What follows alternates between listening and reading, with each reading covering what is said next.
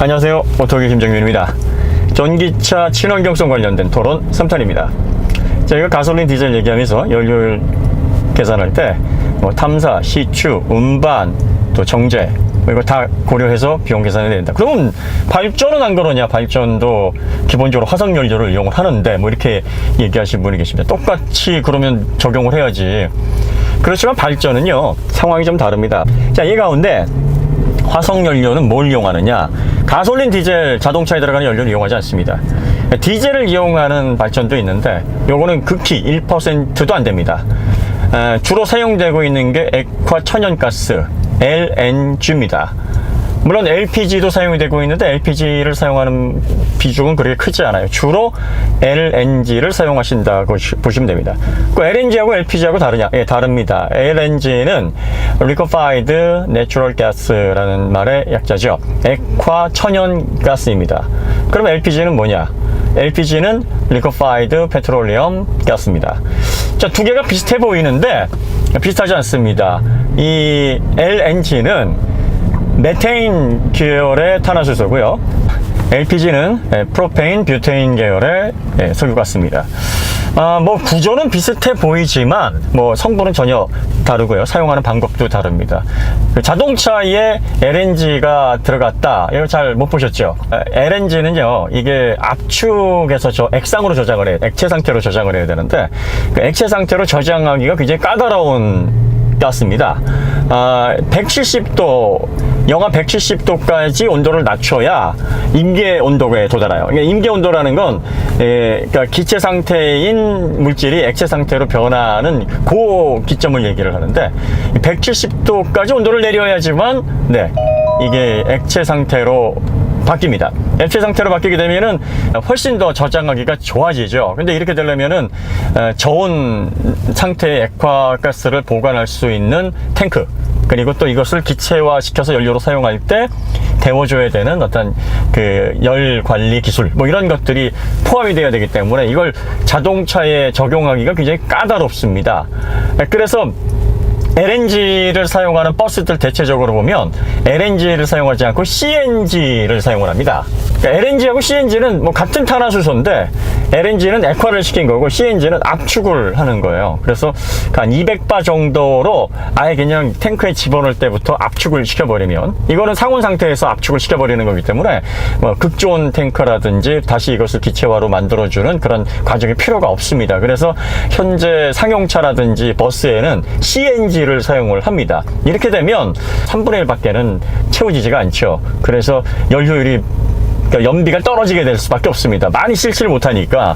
그래서 이 소형차는 적합하지가 않고 탱크를 크게 가져갈 수 있는 버스나 트럭, 상용차에는 이런 방식이 저렴하게 구성 가능하면서 활용할 수 있는 방안이다. 자, 그래서 이 LNG를 만약에 자동차에 적용을 해서 연료를 사용한다, 그렇게 되면 LPG보다 연료율이 더 떨어집니다. 그러니까 LPG 같은 경우에는 보통 최종 연료율을 한 12, 13 그 사이로 보거든요. 굉장히 낮아요. 왜냐하면 이제 LPG 같은 경우에는 LNG와 달리 상온에서 작은 압력에서도 압축이 잘 됩니다. 그래서 보통 LPG 충전소에서 이렇게 그 가스 충전을 할 때 그 노즐 압력이 20바밖에 안 돼요. 그럼에도 불구하고 이 프로페인은 260분의 1로, 그 다음에 뷰테인은 240분의 1. 자동차 연료에서는 이 프로페인하고 뷰테인을 비율로 섞어서 사용을 하기 때문에 평균 잡아서 250분의 1로 압축이 됩니다. 그러니까 압축이 잘 되는 그 특성을 가지고 있는 반면에 LNG는 그렇지 않습니다. 그래서 이걸 자동차에 만약에 극조온 탱크를 집어넣는다 그러면 비용이 엄청나게 비싸지고, 그 다음에 상용차처럼 CNG를 사용한다 그러면 이게 연비 효율이 극히 떨어져서 너무나 불편해. 자주 충전을 해야 되는 그런 큰 문제가 생기게 되는 겁니다. 그래서 기본적으로 액화 천연가스는 이 자동차용으로 활용이 안 되고 있어요. 상용차에만, 또 대형 버스만 CNG 형태로 활용이 되고 있다. 그러니까 그 화석연료를 뭘로 사용을 하냐면 여러분들 가정용 도시가스, 난방용, 취사용 이런 걸로 사용하고, 그 다음에 기력발전, 화력발전용으로 사용을 합니다. 그런데 화력발전으로 이걸 사용하게 되면 연료율이 기본적으로 40%가 나온다는 겁니다. 자동차에 사용하게 되면은 10%가 나올까 말까한 연료를 발전으로 사용을 하면 그렇게 나오니까 자동차에 쓸 일이 없죠. 자동차에는 신경이 많이 쓰이지 않습니까? 이걸 액화가스로 사용하려면은 장치 뭐 극저온 탱크서부터 뭐 이것저것 줄줄이 달아야 되고, 이걸 상용차용처럼 CNG로 쓰려니 뭐 가스 충전소를 내 집 드나듯이 드나들어야 되고, 이런 문제점 때문에 사용이 안 되는 걸 발전으로 사용을 하고 있는 겁니다. 자, 그 다음에 여러분들이 그 내연기관이 40%까지 연료를 도달했다고 해서 40%면은 뭐 전기차 필요 없는 거 아니야? 이렇게 생각하시겠지만, 이 아이스 엔진, 그러니까 가솔린 엔진을 기준으로 보면 최종 연료율이 19%를 넘지 못합니다.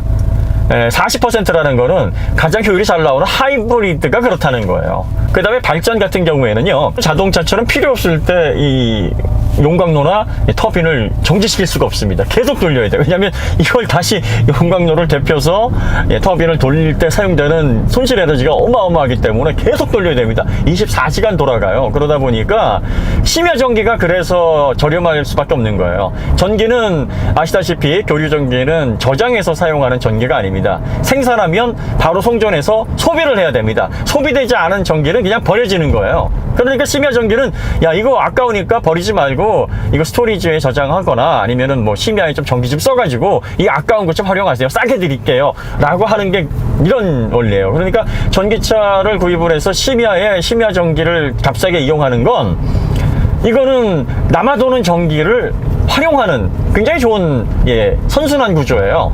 자, 그 다음에 여러분들이 이 발전소의 그 화력 발전의 그 효율을 뭐 40%라 그러면 그 40%밖에 안 된다고 생각을 하시는데, 복합발전, 전기터빈하고 가스터빈이 같이 활용되는 복합발전의 경우에는요, 최대 한 60%까지도 연료율이 달성될 수 있다, 이렇게 기대를 하고 있고요. 또 여기에 지역 난방까지 포함하는 열병합 발전소가 형성이 되게 되면 연료율은 80% 이상 높아지게 됩니다. 그러니까 발전을 생각할 때 최소 40을 기준으로 생각을 하실 필요가 없어집니다. 그리고 앞으로는 보통 그 기력발전소보다는 이 복합발전이나 열병합 발전소로 연료율을 높이고자 하는 움직임들이 또 일어나고 있고요. 그 다음에 그 핵발전소 같은 경우에는 논란이 많죠.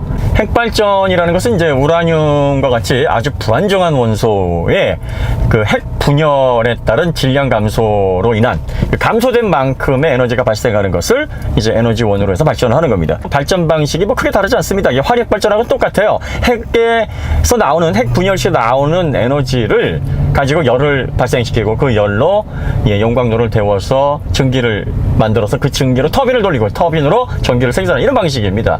자, 그런데 이제 그 열 효율이 뭐 한 37%에서 38%다 이렇게 생각을, 그 기사를 보시고 어떤 분들은 그리 높은 게 아니구나 이렇게 생각하실 수 있을지 모르겠어요. 하지만 우라늄 1kg이 그 가격으로 환산을 해서 낼 수 있는 에너지가 석유로 말하면 9,000드럼 정도가 됩니다. 어마어마한 양입니다. 석탄으로 따지면 3,000톤 정도 되는 그런 분량의 에너지를 낼 수가 있습니다. 그래서 킬로와트당 비용을 환산해 보면 이 석탄, 그러니까 무연탄, 유연탄으로 사용하는 화력 발전이 가격이 가장 저렴하다 이렇게 보고 있는데, 이제 공해 물질 때문에 이런 것들 점점점 이제 수치가 줄어들고 있죠. 우리나라 같은 경우에도 계속 그 비율을 낮춰서 지금 19% 정도 되는데, 자, 이런 발전에서 킬로와트당 60원 정도의 비용이 들어가는데, 원자력 발전소는 킬로와트당 30원 정도밖에 비용이 들어가지 않습니다. 그러면 이 화석연료로 사용하는 화력 발전소는 얼마나 들어갈까요?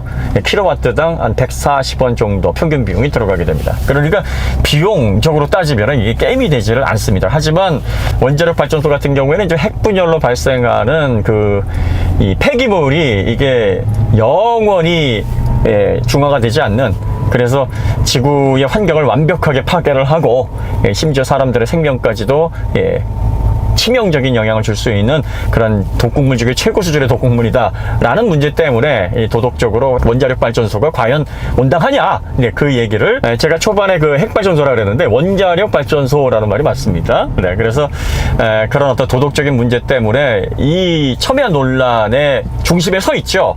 그리고 뭐 그 외에도 전기를 낼 수 있는 발전 방식에는 뭐 수력 발전, 그 다음에 뭐 친환경 발전소부터 폐기물을 이용한 발전, 부생 가스를 이용한 발전, 또 뭐 연료전지를 위한 발전, 뭐 그 외에 여러 가지 발전 방식이 있습니다. 그러니까 이 화석 연료를 어차피 발전에도 쓰는데 이게 가솔린, 디젤 쓰는 거와 뭐가 다르냐? 전혀 다른 얘기입니다. 화석 연료를 이용하고 있는 화력 발전과 자동차를 현재 움직이고 있는 주요 연료 가솔린, 디젤의 운영 방식은 완전히 다릅니다. 그래서 이걸 뭐 같이 싸잡아서 야 그럼 화력 발전이나 뭐 직접 기름 떼는 거랑 똑같지 않느냐 이렇게 생각할 부분이 아닙니다. 그 다음에 2018년도부터 캐나다를 중심으로 이제 어떤 논의가 진행되고 있냐면 신규 발전 시설에 CCS 시스템을 도입해야 된다. 이걸 의무화해야 된다. 이런 움직임이 지금 진행되고 있습니다. CCS가 뭐냐면 카본 캡처 앤드 스토리지라는 시스템입니다. 화력 발전 시 액화 천연가스를 연소할 때 발생하는 이산화탄소, 아황산가스를 액화 상태로 만들어서 이것을 지하 1km에서 4km의 밀봉으로 넣고 이걸 모니터링하는 그런 시스템이라고 합니다. 그래서 발전소 하나당 이 CCS 시스템이 도입이 되면 1년에 25만 대에서 뿜어져 나오는 이산화탄소, 아황산가스를 줄이는 효과를 볼 수 있다. 그러면 이런 발전소가 100개가 되면은 2,500만 대의 차가 없어지는 효과를 낼 수 있는 거죠. 자, 이렇게 공해 문제, 그러니까 액화천연가스로 화력 발전을 했을 때 가장 문제가 되는 이산화탄소, 그리고 또 액화천연가스를 그 화력 발전을 사용하는 이유가 이게 완전 연소율이 높으니까 녹수나 PM, 파티큘레이트 매터 같은 그런 공해 물질들이 좀 덜합니다. 대신 이제 이산화탄소와 아황산가스 이런 것들이 문제인데 이런 것들을 지금도 이제 포집을 하고 있기는 합니다만 이거를 적극적으로 대용량으로 포집을 해서 안전하게 보관하는 그런 방식들이 지금 의무화되고 있다 그래요. 이미 12개 발전소에서 가동 중이고 앞으로 계속 증가해서 신규 발전 시설에는 이 CCS 시스템이 이제 의무화되기 직전의 지금 상황입니다. 앞으로는 그래서 발전소에서 발생하는 공해 문제도 뭐 크게 해결이 되지 않을까 하는 그런 기대를 가질 수 있습니다. 자, 그 다음에 그 폐배터리는 언젠가 나온다. 폐배터리가 기간이 늘어난다 그래서 친환경이냐? 야, 이거 문제다. 이거 너 뭐 10년 쓰고 뭐 폐배터리 되든 20년 쓰고 폐배터리 되든 어쨌든 전기차가 100만 대가 되고 200만 대가 되고 뭐 1000만 대가 되고 그러면 나중에 폐배터리도 결국은 20년 후에 1000만 개가 나올 거 아니냐? 뭐 이렇게 주장하시는 분들이 계신데, 자, 이것과 관련해서도 첫 번째 에너지 스토리지의 가치를 평가할 때 우리가 첫 번째가 이제 에너지 밀도, 그리고 두 번째가 비용이고요. 또 얼마나 지속성 있게 사용되느냐, 그 기간입니다. 그러니까 리플레시율도 굉장히 에너지 스토리지의 어떤 가치에 큰 베네핏을 주는 부분인데 10년 사용하는 거와 20년 사용하는 게 별 차이가 없다. 이렇게 생각하시는 거는 정말 잘못된 생각이십니다. 2배나 경제적으로 활용할 수가 있고 효율을 2배나 높일 수 있다는 건 에너지 스토리지에서는 엄청난 결과예요. 이거를 가볍게 보시면 안 됩니다. 언젠가는 폐기하기 때문에 문제가 없다. 이거는 진짜 말이 안 되는 거죠. 전기차에 들어가는 리튬이온 배터리가 얼마나 대단한 에너지 스토리지 시스템인지 감이 좀 안 잡혀서 그럴지 모르겠는데요. 자, 보통 전기차에 들어가는 배터리를 전기차용으로 한 10년 정도 평균 수명을 보고 있습니다. 그러면 10년 정도 사용하게 되면은 보통 그 열화율이 한 70%에서 80% 사이, 그 정도를 예상을 하는데, 그렇다 할지라도 이게 이제 폐기가 되는 게 아니라 ESS 시스템으로 충분히 사용할 수 있는 그 정도의 전력 공급 효율은 남아 있습니다. 그러니까 70kWh의 배터리가 70%만 남아 있다 그래도 49kWh의 전력을 공급할 수 있는 배터리로 여전히 가치가 있는 겁니다.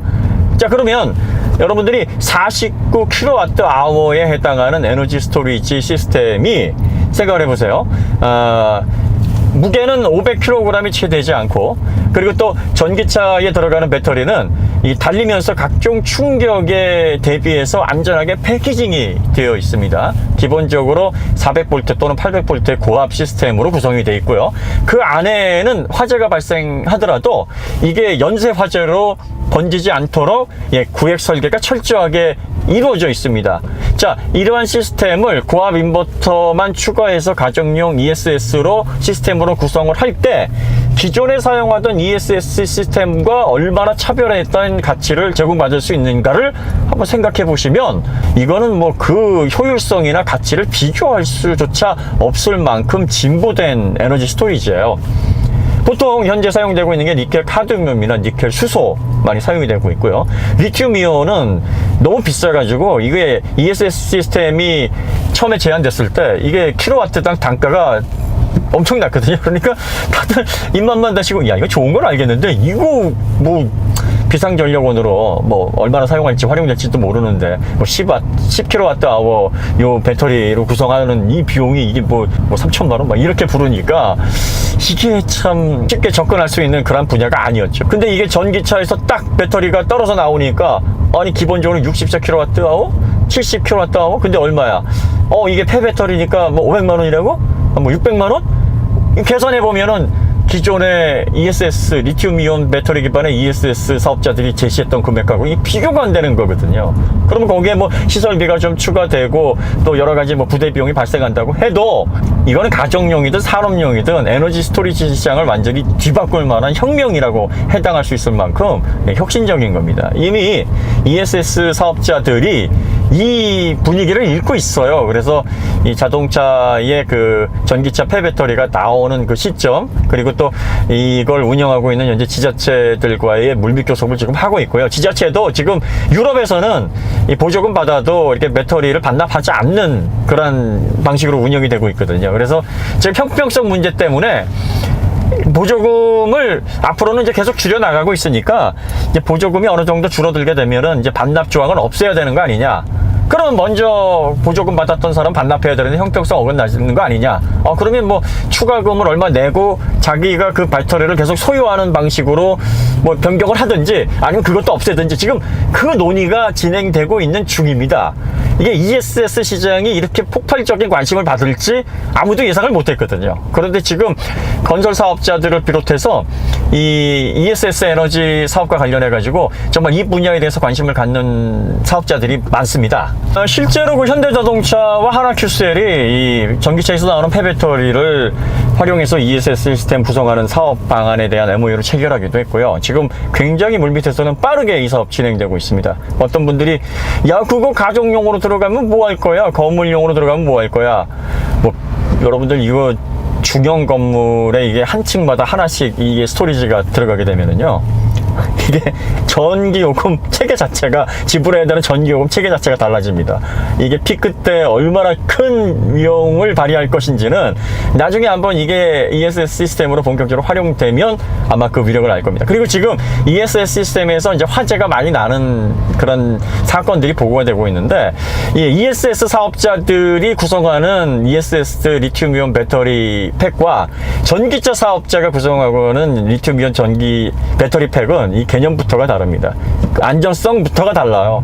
고정된 상태에서 단순히 에너지 스토리지 역할만 하게 되는 ESS 사업자들이 구성하는 에너지 시스템은 아무래도 BMS라든지 또 그 발화에 대한 안전성 대비가 미흡할 수밖에 없는데 전기차는 이게 뭐 시도 때도 없이 돌아다녀야 되고 5만 가지 충격을 다 받으면서 이 또 더운 날 뭐 추운 날 원활하게 평균적인 그런 어떤 그 효율을 발휘해야 되기 때문에 첫째도 화재, 둘째도 화재, 셋째도 화재 이렇게 총력이 기울어진 배터리고요. 그 팩 자체도 매우 견고하게 설계가 되어 있습니다. 그래서 이 전기차용 배터리를 ESS 배터리로 활용하게 되면은요, 기존의 ESS 사업자들이 사용하던 배터리는 뭐 완성도 면에서 정말 큰 격차를 보일 겁니다. 물론 ESS 사업자들이 그 신품으로 구성하는 리튬이온 배터리와 이게 10년 정도 사용된 전기차용 배터리의 뭐 효율성 문제는 좀 대두가 되겠습니다만 이 배터리의 그 안전성이나 설계 자체의 완성도는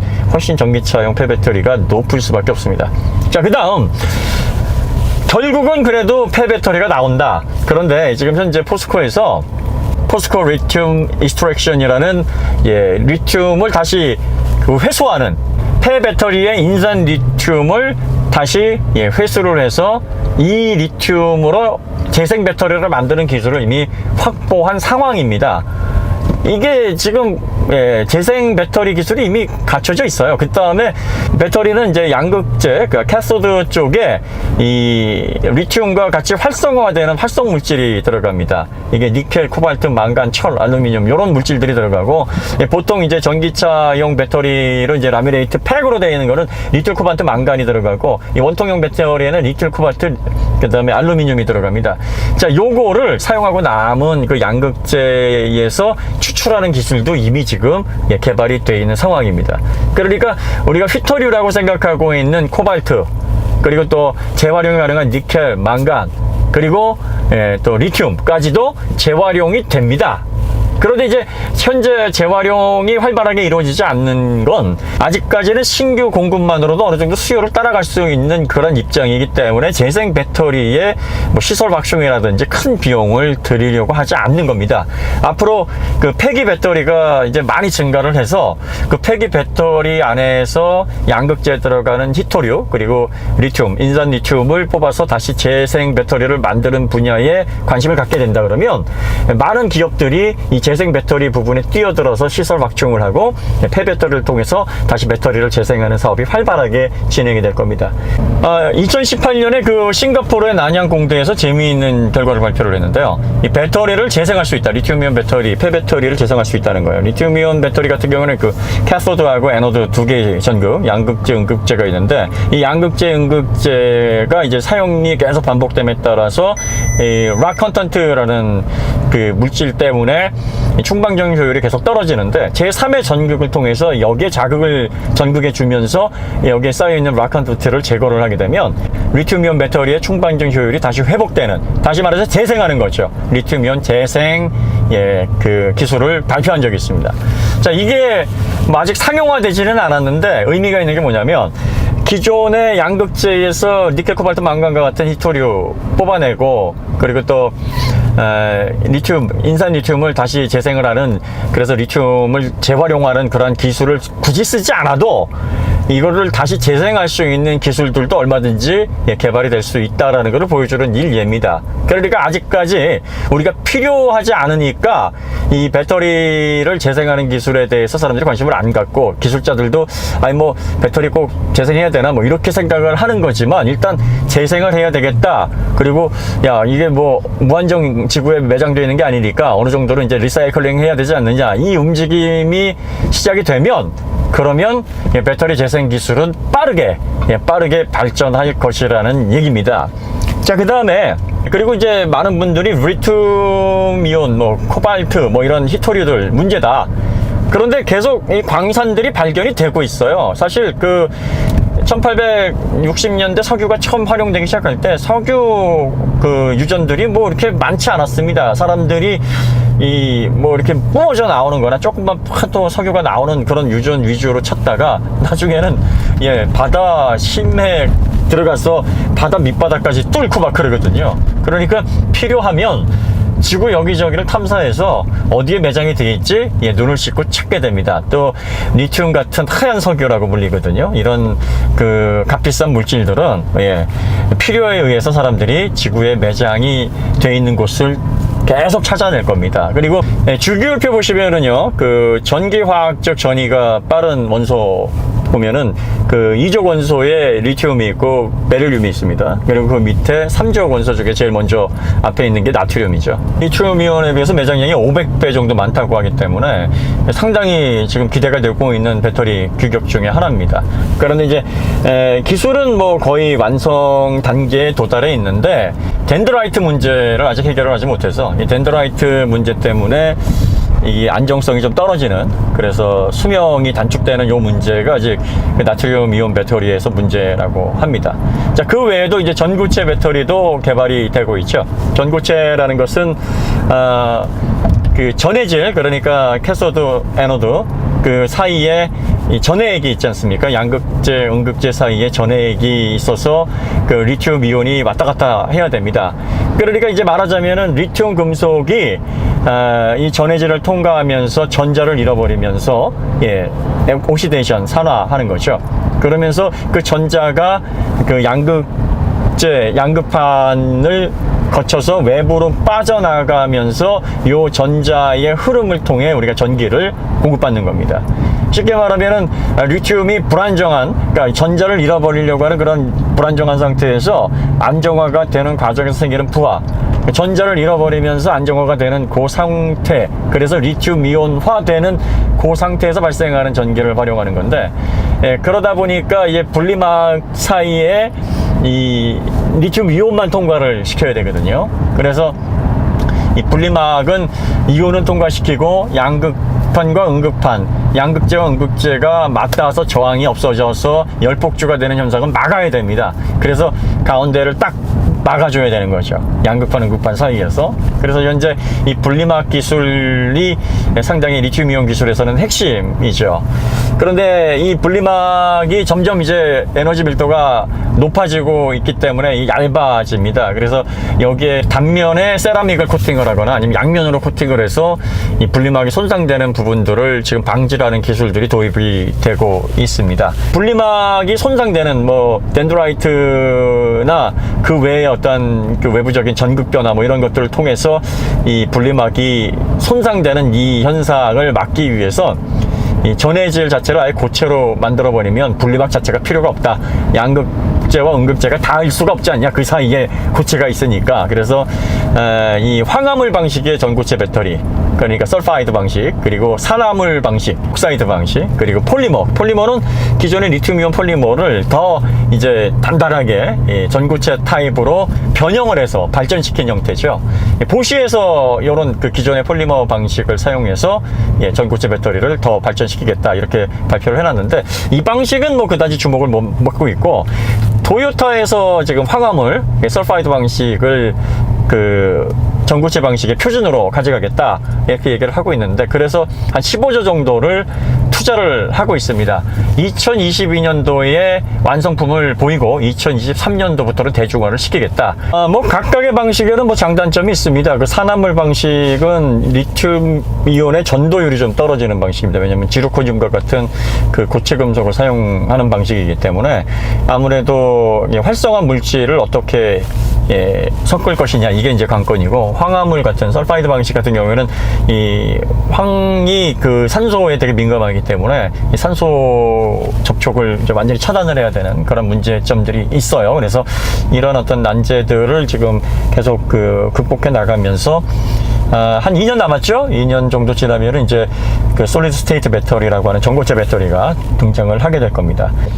지금 LG화학이나 SK이노베이션, 삼성 SDI도 이 전고체 배터리 연구도 활발하게 진행을 하고 있습니다. 이거와 별도로 리튬이온의 그 효율을 지금 높이기 위해서 굉장히 노력을 하고 있어요. 지금 리튬이온 같은 경우에는 킬로그램당 250와트 정도의 효율을 내는 그 정도 수준인데, 그러다 보니까 64kWh의 배터리 용량을 만들어내려면 한 460kg 정도 배터리 팩이 무거워집니다. 자, 전고체 배터리 같은 경우에는 킬로그램당 500W에 해당하는 효율을 갖는다 해서 에너지 밀도가 거의 2배다. 그래서 이거는 차세대 배터리다 이렇게 얘기를 하고 있는데, 지금 LG화학이나 SK이노베이션, 삼성 SDI도 811 규격부터는 에너지 밀도를 킬로그램당 500W까지 높일 예정이다 이렇게 발표를 하고 있습니다. 811이면은 이제 니켈 8, 코발트 1, 망간 1 이렇게 구성이 되는 겁니다. 그리고 또 811에서 9, 2분의 1, 2분의 1. 그러니까 니켈 9, 코발트 2분의 1, 망간 2분의 1. 뭐 그런 식으로 해서 코발트 히토류는 줄이고 대신 출력에 관여하는 니켈 좀 더 높여서 안정성을 확보할 수 있는 그런 기술들을 지금 연구하고 있고요. 지금 테슬라 같은 경우에는 이제 18650에서 2170 배터리로 원통형 배터리로 계속 승부를 보겠다. 그래서 기가 팩토리 이후에 이제 테라 팩토리 건설을 하면서 에너지 스토리지 시스템 사업에 본격적으로 지금 테슬라 같은 경우에는 이제 솔라시티 계열사로 가지고 있기 때문에 이 태양광, 보통 이 태양열하고 혼돈하시는 분이 태양광입니다. 반도체의 전위를 이용해서 전력을 생산하는 태양광 입자를 통해서 이제 발전을 하는 방식입니다. 그래서 태양광 패널을 설치를 해서 친환경 에너지를 리튬 이온 배터리로 저장해서 이거를 에너지 스토리지 시스템으로 활용한다. 그래서 우리나라에서도 ESS 사업이 태양광 발전소랑 같이 연계를 해서 사업이 진행이 되고 있습니다.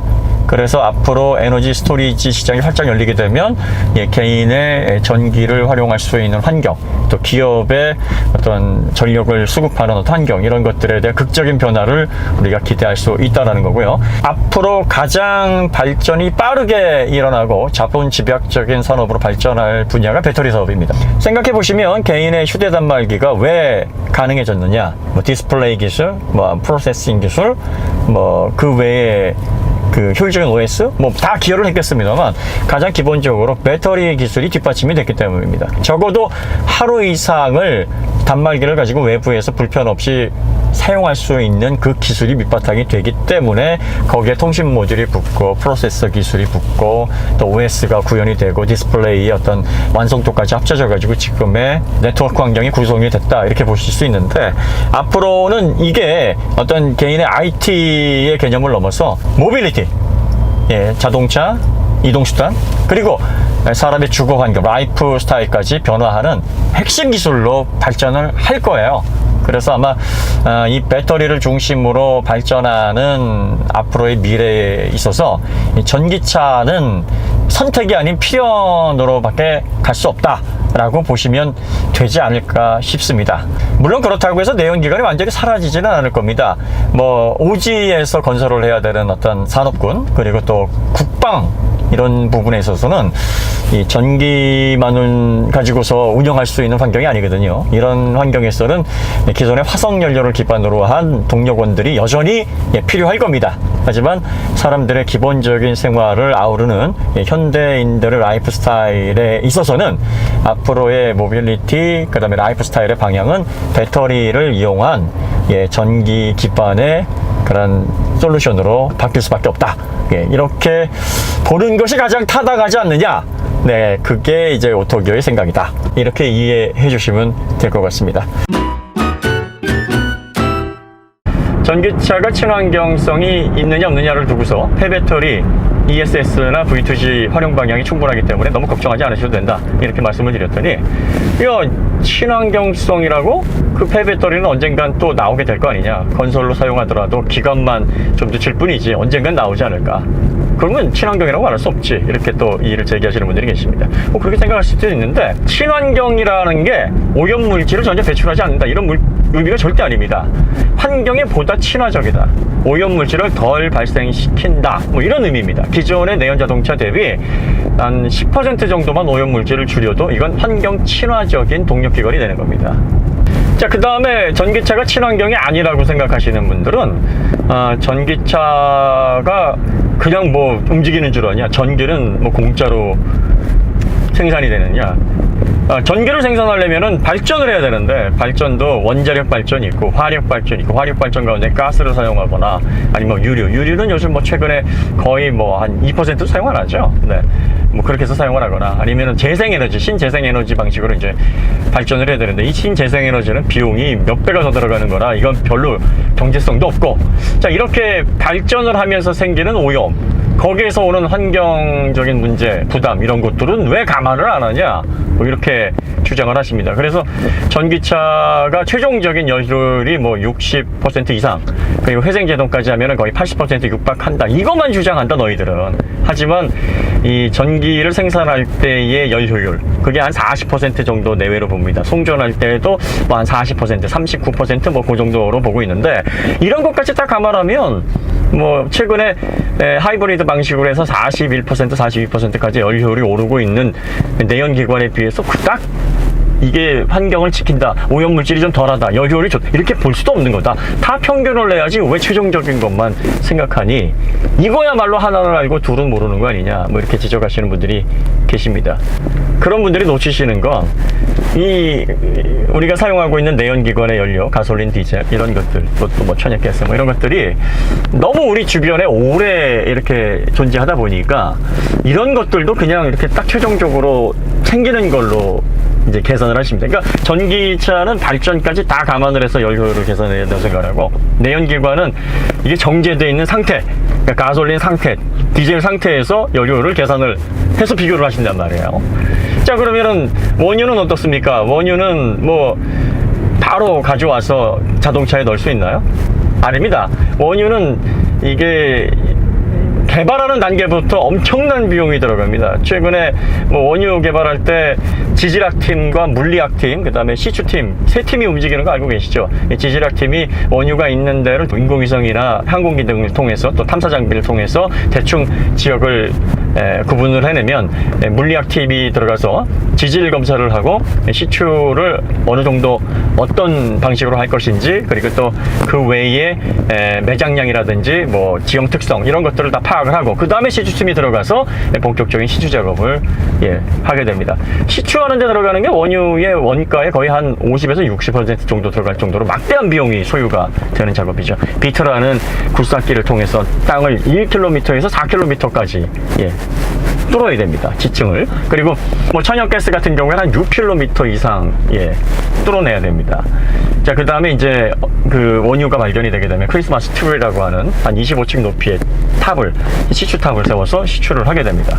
뭐 시추에서 끝나는 게 아닙니다. 그걸 또 어떻게 해야 됩니까? 이제 옮겨야죠. 뭘로 옮깁니까? 송유관이나 유조선으로 옮겨야 됩니다.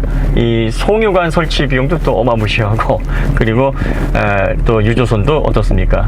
15만 톤, 20만 톤, 뭐 30만 톤 배에 실어서 옮겨야 됩니다. 옮기기만 해서 되는 게 아닙니다. 이걸 또 저장을 해야 됩니다. 저장을 하려면 뭐 해상에 저장을 하거나 육상에 저장을 하려면은 그 저장고가 또 어마무시합니다.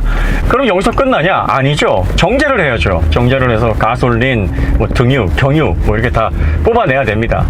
여러분들이 아시다시피 그 원유는 증류 방식으로 정제가 됩니다. 각각의 탄화수소, 뭐 메탄, 프로판, 벤젠 뭐 이런 것들이 이제 탄화수소의 그 화합물 구조 자체가 이제 다르다 보니까 끓는 점들이 다 달라요. 그래서 원유를 가열하다 보면 각각의 끓는 점에 따라서 이제 기화되는 물질들을 파이프로 다시 식혀서 액체로 만들어냅니다. 그렇게 되면 이게 이제 가솔린이 되고 등유가 되고 경유가 되면서 이제 정제가 되는 겁니다. 정제를 해가지고 또 사용할 수 있느냐? 아닙니다. 여기에 또 촉매 넣어야 되고요. 또 원활한 양질의 그 기름을 만들어내기 위해서 개질을 해야 됩니다. 이런 과정들을 무수히 거쳐야 돼요. 여기에 많은 비용이 투입되고요. 여기에도 많은 에너지가 소모가 됩니다.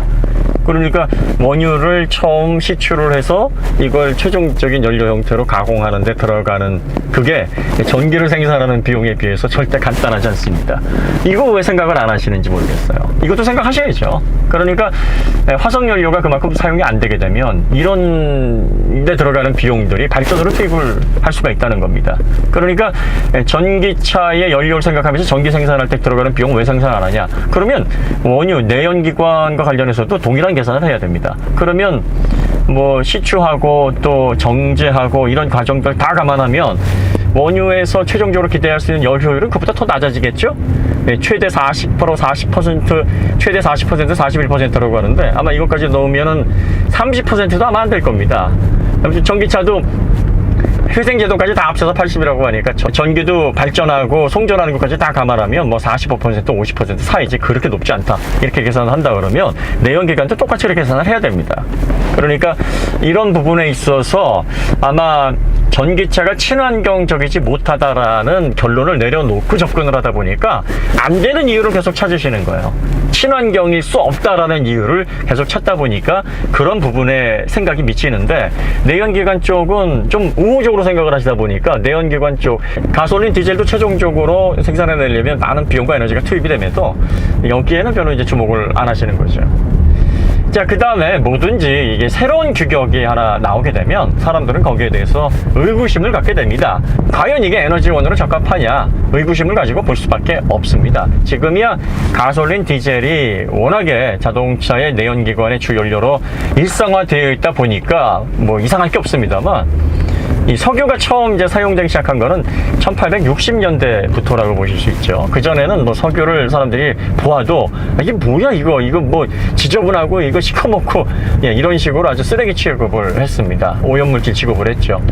1850년대에 유럽을 기반으로 해서 이제 그 고래기름이 폭등을 하게 됐죠. 그때까지만 해도 등화장치의 연료로 고래기름이 아주 폭넓게 사용이 돼 있었기 때문에 지금의 석유와 같은 그런 어떤 역할을 고래기름이 하고 있었어요. 있었어요. 그러다가 안정적이지 못한 포경산업 때문에 고래기름이 막 들쑥날쑥하니까 이걸 대체할 수 있는 게 뭐가 있을까라고 해서 찾다가 이제 석유라는 원유라는 물질에 주목을 하게 됐고, 이게 고래기름보다 더 유용하게 사용될 수 있겠구나라고 알려지면서부터 석유 가격이 이제 폭등을 하게 되죠.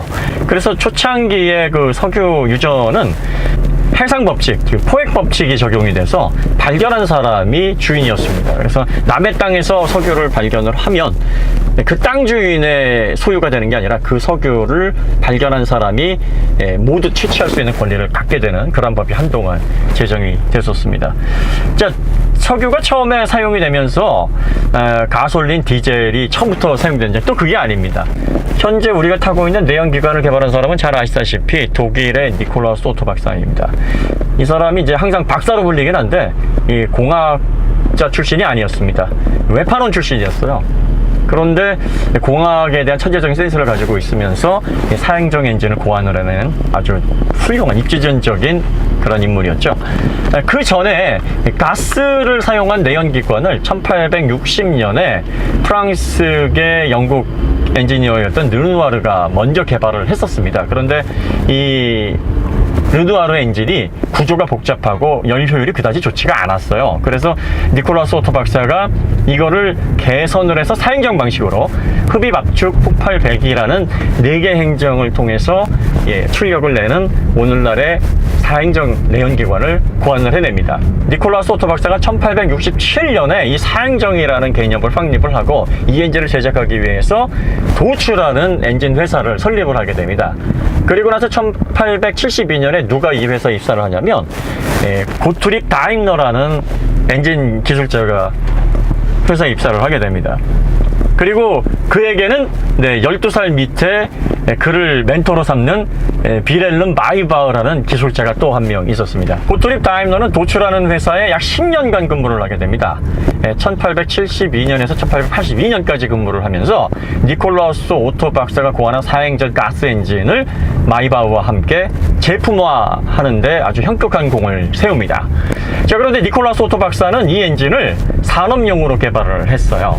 그래서 회전수가 150rpm에서 180rpm 정도밖에 낼 수가 없었습니다. 그런데 이 엔진을 고안을 하다 보니까 고트립 다임러가 사행전 내연 엔진은 산업용 엔진보다는 가볍고 빠르게 움직이는 특성을 좀 살려서 수송용 엔진으로 사용하게 되면 아마 대박이 날 것이다, 이런 아이디어를 니콜라우스 오토 박사에게 제안을 했습니다. 하지만 니콜라우스 오토 박사는 그 의견에 동의하지 않았어요. 그래서 결국은 의견 대립으로 1882년에 회사를 나오고, 그 다임러와 그 마이바흐의 고향이 지금 메르세데스 벤츠 본사가 있는 스투트가르트입니다. 그 스투트가르트에서 엔진 개발 공업소를 하나 차리게 됩니다. 그래서 연구 끝에 가솔린을 사용하는 내연 사행전 엔진을 1883년도에 개발을 해냅니다. 그러니까 최초로 지금 가솔린 사행전 내연 기관을 개발한 건 고트립 다임러와 비렐름 마이바흐예요. 그리고 나서 이 엔진을 기반으로 1886년에 4바퀴의 최초의 자동차 모터 캐리지를 만들어냅니다. 하지만 자동차의 아버지라는 명칭, 그 타이틀은 칼 벤츠가 갖게 됐는데, 칼 벤츠가 3년으로 된 페이턴트 모터바겐 이 모델을 고트립 다임러보다 먼저 개발해서 특허를 받아냅니다. 몇 개월 먼저. 그러니까 1886년 1월 29일에 독일 치커청으로부터 출생증명서, 특허서를 받습니다. 그래서 명칭이 벤츠가 만든 페이턴트, 독일말로 파텐트, 모터가 달린 바겐, 마차다. 그래서 페이턴트 모터바겐 1호 이렇게 명칭이 붙은 거죠. 어쨌든 당시에 가솔린을 가지고 자동차를 만든다고 하는 개념은 상당히 좀 허황된 개념이었다는 거죠. 왜냐하면 가솔린이라는 게 이게 이렇게 지속성도 없고 한 번에 확 타버리고 또 자연 증발도 되는 그런 특성을 가지고 있는데, 이걸 연료로 사용한다고? 야, 이게 말이 돼? 당시에는 그렇게 생각을 했었습니다. 독일만 그랬느냐? 아닙니다. 미국도 마찬가지입니다. 마찬가지였습니다. 미국의 자동차의 아버지이자 포디즘의 창시자 헨리 포드가 20, 30대를 어디서 보냈냐면 에디슨 전기회사에서 보냈어요. 그 에디슨 전기회사에서 에디슨을 멘토로 기술을 축적하고 있었던 헨리 포드가 항상 에디슨에게 했던 얘기가 있습니다. 제가 자동차를 만들고 이걸 대중화 시킬 건데요, 가솔린을 사용하는 자동차를 만들면 이거 정말 기가 막히지 않을까요? 예, 에디슨에게 이렇게 얘기를 했고, 에디슨은 그 얘기를 들으면서 야, 너 그거 정말 좋은 생각이다, 어떻게 그런 생각을 했어, 한번 해봐. 네, 이렇게 긍정적인 평가를 받았다고 합니다. 물론 당시에 에디슨은 재정적으로 또 정신적으로 헨리 포드를 지원할 수 있을 만한 입장이 아니었어요. 왜냐하면 당시에 미국에서 그 송전 문제를 놓고 직류 방식을 사용하느냐 교류 방식을 사용하느냐 이걸 놓고서 니콜라 테슬라와 아주 첨예한 경쟁을 펼치고 있었던, 그리고 또 정치적인 어떤 부분에 있어서 모든 신경을 기울였었던 그런 과정이었기 때문에 헨리 포드의 가솔린 자동차를 만들겠습니다 라는 아이디어에 집중할 수 있는 그런 시기가 아니었죠.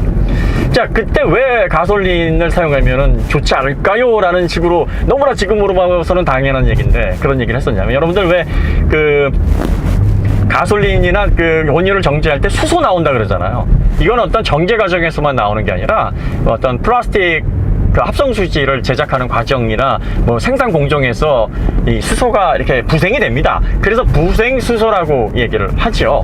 그래서 최근에 수소, 이게 부생되는 수소를 이용해서 이걸 동력원으로 한 자동차를 만들면 어떨까요? 라고 하는 얘기가 그래서 나오는 거고, 이게 마치 에디슨에게 헨리 포드가 제안했던 가솔린, 부생되는 가솔린을 사용하면 어떨까, 이거랑 똑같은 얘기였던 겁니다. 그때 당시에 가솔린이 왜 부생됐냐면 당시에 가솔린은 사용할 만한 용처가 없었어요. 그래서 등유가 가장 많이 사용이 됐기 때문에 등유를 정제하는 과정에서 이 끓는 점이 가솔린이 더 낮기 때문에 더 빨리 기화가 되거든요. 그래서 가솔린이 먼저 나오게 됩니다. 다시 말해서 등유를 얻기 위해서는 가솔린이 부생이 돼버리는 거예요.